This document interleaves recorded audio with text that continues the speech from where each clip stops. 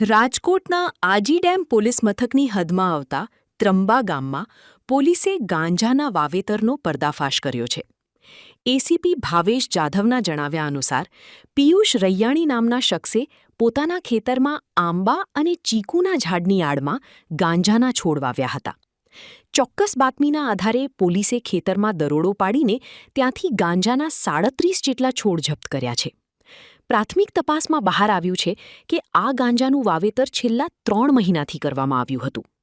Police હવે આ મામલે આરોપીની વધુ પૂછપરછ કરી રહી છે અને ગાંજાના આ વાવેતર પાછળ અન્ય કોઈની સંડોવણી છે કે કેમ તેની તપાસ ચાલી રહી છે. ગ્રામ્ય વિસ્તારોમાં થતી આવી ગેરકાયદેસર પ્રવૃત્તિઓ રોકવા માટે રાજકોટ ગ્રામ્ય પોલીસ સતત વોચ રાખી રહી છે અને કડક પગલાં ભરી રહી છે. આજી ડેમ પોલીસ સ્ટેશનના ત્રંબા ગામમાં આવેલ એક ઇસમ જે છે એને ખેતરમાં પિયુષ શંકરભાઈ રૈયાણી નામ છે, જે રાજકોટમાં રહે છે. એને 1 વીઘાના ખેતરની અંદર 37 છોડ જેની 26 કિલો વજન છે એ ચીકુને બીજા ઝાડની અંદર વાવેલા, જે પોલીસને બાતમી મળતા પીઆઈ આજી ડેમે કેસ કરી અને એનડીપીએસ મુજબનો ગુનો દાખલ કરેલ છે અને મુદ્દામાલ રિકવર કરેલ છે. કેટલા વ્યક્તિઓને પકડ તેનું નામ શું છે? પિયુષ શંકરભાઈ રૈયાણી.